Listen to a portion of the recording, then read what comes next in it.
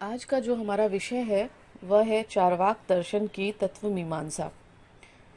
जैसा कि आप सभी जानते हैं, चार्वाक एक भौतिकवादी दर्शन है और इसका तात्पर्य यह है कि निश्चित रूप से इन्होंने तत्व के संदर्भ में जो विचार किया है वो पूर्ण रूपेण भौतिकवादी तत्व मीमांसा ही होगी।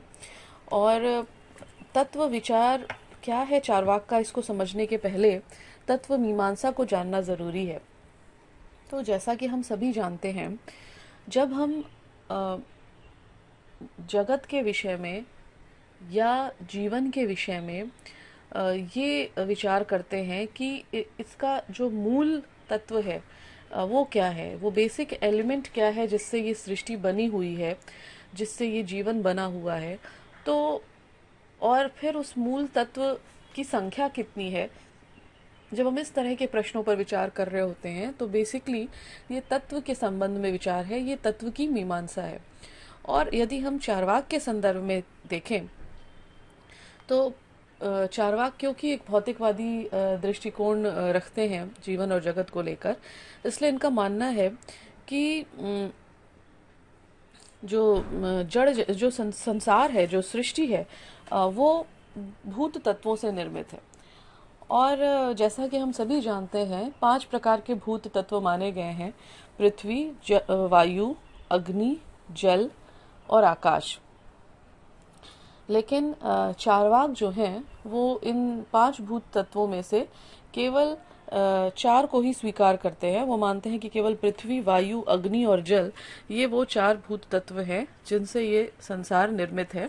आकाश को वो स्वीकार नहीं करते क्योंकि वो कहते हैं कि आकाश जो है उसका प्रत्यक्षीकरण नहीं हो सकता, और जिसका प्रत्यक्षीकरण नहीं हो सकता वह उनके लिए यथार्थ नहीं है। इसे हम चार्वाक की ज्ञान मीमांसा में देखने की कोशिश करेंगे कि उनका पूरा का पूरा जो उनकी ज्ञान मीमांसा है वो प्रत्यक्ष पर आधारित है। तो कहते हैं कि आकाश का क्योंकि प्रत्यक्ष नहीं हो सकता, और इसीलिए आकाश को उन्होंने भूत तत्वों में स्वीकार नहीं किया है। तो इस तरह से इन 4 भौतिक तत्वों को स्वीकार करने के कारण चार्वाक जो हैं वो जड़वादी हो जाते हैं, और कहा जाता है कि वो जड़वाद के समर्थक हैं। अब अगर हम इनके इस जड़वाद की कुछ विशेषताओं की बात करें तो ये कहा जा सकता है कि वो संसार को भूत तत्वों का आकस्मिक संयोजन मानते हैं। कहते हैं कि ये 4 तत्व जो हैं वो परस्पर मिलकर आकस्मिक रूप से मिल जाते हैं और संसार का निर्माण करते हैं। यहाँ ध्यान देने योग्य बात है कि जिन दूसरे भारतीय दर्शन शाखाओं ने भी इन भूत तत्वों को स्वीकार किया है, लेकिन उनका मानना है कि ये भूत तत्व क्योंकि जड़ है इसलिए खुद से संसार नहीं बना सकते, तो उन्हें उनमें गति देने के लिए ईश्वर की कल्पना की गई है। लेकिन चार्वाक ईश्वर में विश्वास नहीं करते, और वो कहते हैं कि ये भूत तत्वों का स्वभाव होता है कि वो जैसे कि आग का स्वभाव है गर्म होना, जल का स्वभाव है शीतलता देना, शीतल होना, उसी तरह इन भूत तत्वों का स्वभाव है कि वो परस्पर मिल जाते हैं आकस्मिक रूप से और संसार का निर्माण करते हैं। तो इस तरह विश्व की दृष्टि जो सृष्टि है वो अपने आप हो जाती है। और चार्वाक के इस कॉन्सेप्ट को, उनकी इस अवधारणा को स्वभाववाद भी कहा जाता है। आप ये कह सकते हैं कि ये विश्व के संबंध में उनकी स्वभाववादी विचारधारा है। अर्थात जिस संसार के निर्माण के संदर्भ में ही, क्योंकि इस संसार की व्याख्या करने के लिए ही प्रायः हम ईश्वर की कल्पना करते हैं, ईश्वर की अवधारणा को स्वीकार करते हैं। लेकिन चार्वाक क्योंकि ईश्वर में बिलीव नहीं करते, उसका प्रत्यक्ष नहीं हो सकता, ईश्वर को हम देख नहीं सकते, जान नहीं सकते, उसको प्रमाणित नहीं कर सकते, तो चार्वाक ये कहते हैं कि भूत तत्वों के स्वभाव में ही ये विशेषता है कि वो आपस में मिलकर संसार का निर्माण करते हैं। तो इस तरह से वो एक जो प्रायः करके जो अन्य भारतीय दर्शनों में जो एक ईश्वरवादी कॉन्सेप्ट है संसार को लेकर, उसकी जगह पर वो एक स्वभाववादी अवधारणा देते हैं, और यह उनके जड़वादी विचारधारा पर आधारित है। अब तत्व की विवेचना में एक और महत्वपूर्ण कॉन्सेप्ट आता है आत्मा संबंधी विचार। तो प्रश्न उठता है कि क्या चार्वाक आत्मा में विश्वास करते हैं। यदि हम सब चार्वाक की ज्ञान मीमांसा से परिचित हैं तो हम ये जानते हैं कि चार्वाक आत्मा में विश्वास नहीं करते, क्योंकि आत्मा का प्रत्यक्ष संभव नहीं है। लेकिन आत्मा में भले ही चार्वाक विश्वास ना करें, लेकिन वो चेतना में विश्वास करते हैं। ये इंटरेस्टिंग है, क्योंकि प्रायः करके चेतना को, कॉन्शियसनेस को आत्मा का गुण माना गया है। भारतीय दर्शन में कुछ दर्शन शाखाओं ने, या प्रायः जो ज्यादातर दर्शन शाखाएं हैं, वो आत्मा के अनिवार्य गुण के रूप में चेतना को स्वीकार करते हैं। कुछ ऐसे हैं जो आत्मा के आगंतुक गुण के रूप में, आगंतुक धर्म के रूप में चेतना को स्वीकार करते हैं, जैसे न्याय वैशेषिक। लेकिन चार्वाक अकेला एक ऐसा दर्शन संप्रदाय है जो ये मानता है कि जो चेतना है वो आत्मा का गुण है ही नहीं, ना तो उसका स्वाभाविक गुण और ना ही उसका आगंतुक गुण, बल्कि ये चेतना जो है वो किसका गुण है? शरीर का गुण है। और वो कहते हैं कि क्योंकि ये चेतना शरीर का गुण है, इसलिए शरीर ही आत्मा है, और आत्मा और शरीर के बीच जो है वो एक तरह का अभेद माना है चार्वाक ने। और चार्वाक के इस कॉन्सेप्ट को कहा जाता है देहात्मवाद, अर्थात देह ही आत्मा है, शरीर ही आत्मा है। क्योंकि जो चेतना हम जानते हैं वो चेतना किसी आत्मा का लक्षण नहीं है, वो चेतना इसी शरीर का लक्षण है। और अपने इस देहात्मवाद को सिद्ध करने के लिए चार्वाक ने बहुत सारे तर्क भी दिए हैं। वो कहते हैं कि व्यवहारिक जीवन में हम आत्मा और शरीर की अभिन्नता को भिन्न भिन्न मनुष्यों की उक्तियों से प्रमाणित कर सकते हैं। जैसे हम लोग कहते हैं कि मैं मोटा हूँ, मैं पतला हूँ, मैं गोरा हूँ, मैं काला हूँ। ये जो सारी उक्तियां हैं, ये आत्मा और शरीर की एकता को दिखाती हैं, ऐसा चार्वाक का मानना है। फिर चार्वाक कहते हैं कि आत्मा शरीर से भिन्न नहीं है। यदि आत्मा शरीर से भिन्न होती तो मृत्यु के बाद भी आत्मा का शरीर से पृथक रूप दिखाई देता, लेकिन ऐसा नहीं होता है, क्योंकि जब किसी व्यक्ति की मृत्यु के समय आत्मा को शरीर से, जो हम लोग कहते हैं ना कि अब आत्मा शरीर से चली गई, तो चार्वाक कह रहे हैं कि लेकिन किसी ने भी शरीर से आत्मा को निकलते हुए नहीं देखा है ना। तो शरीर से आत्मा के अलग अस्तित्व को इस तरह से हम लोग स्वीकार नहीं करते हैं।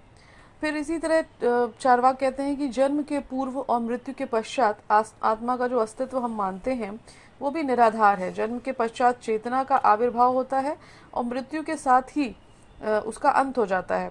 तो इस तरह से चेतना का आधार क्या है? शरीर है ना। और जब तक ये शरीर रहता है तब तक शरीर जो है वो चेतन रहता है, और जब मृत्यु हो जाती है तो वो चेतना जो है समाप्त हो जाती है, और शरीर भी उसी के साथ साथ डिके हो जाता है। तो इस तरह से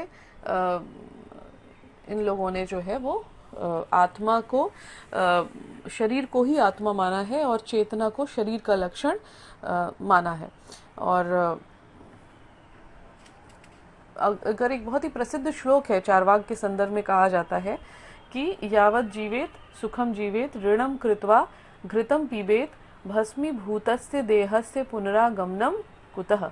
जो तीसरी पंक्ति है कि भस्मीभूतस्य देहस्य पुनरागमनम कुतः, इसका मतलब है कि जब एक बार ये शरीर भस्मीभूत हो जाता है, एक बार जब ये शरीर नष्ट हो जाता है, तो यहाँ पुनरागमन नहीं होता। अर्थात चार्वाक किसी पुनर्जन्म की बात भी स्वीकार नहीं करते। उनका मानना है कि एक बार जब ये शरीर खत्म हो जाता है तो फिर ये शरीर पूरी तरह से नष्ट हो जाता है, और इसके बाद दोबारा इस संसार में आना संभव नहीं है। तो इनकी तत्व मीमांसा में ये इम्पोर्टेंट है कि इन्होंने शरीर को ही आत्मा की संज्ञा दी है। अब यदि हम देखें तो तत्व मीमांसा में एक बहुत इंपॉर्टेंट कॉन्सेप्ट है ईश्वर का कॉन्सेप्ट। लेकिन जैसा कि हमने अभी देखा, चार्वाक किसी भी ईश्वर को स्वीकार नहीं करते। सबसे पहला कारण तो यही है कि ईश्वर को हम देख नहीं सकते, और इनकी पूरी ज्ञान मीमांसा प्रत्यक्ष पर आधारित है। तो ईश्वर का प्रत्यक्ष नहीं हो सकता, इसलिए इसको वो स्वीकार नहीं करते। और वो कहते हैं कि हम अनुमान के द्वारा ईश्वर की सत्ता को सिद्ध करते हैं प्रायः, लेकिन ईश्वर अनुमान स्वयं में जो है वो अप्रमाणित है, इसलिए अप्रामाणिक है, इसलिए उन्होंने ईश्वर का खंडन किया है।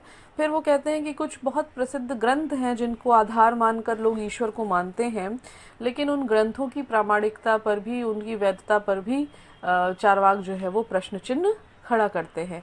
इसलिए वो ऐसा नहीं मानते। फिर प्रायः अभी हम लोग चर्चा कर रहे थे कि जो भी लोग ईश्वरवादी हैं वो प्रायः करके इस संसार को एक उपादान कारण और ईश्वर को निमित्त कारण के रूप में स्वीकार करते हैं। ये वो मानते हैं कि जैसे एक घड़ा होता है, घड़े के निर्माण में मिट्टी और पानी ये सब उपादान है, और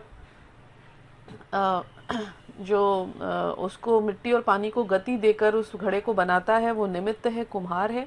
उसी तरह संसार में जो कुछ भी है वो उपादान है, और उस उपादान की सहायता से निमित्त कारण यानी कि ईश्वर ने इस संसार की रचना की है।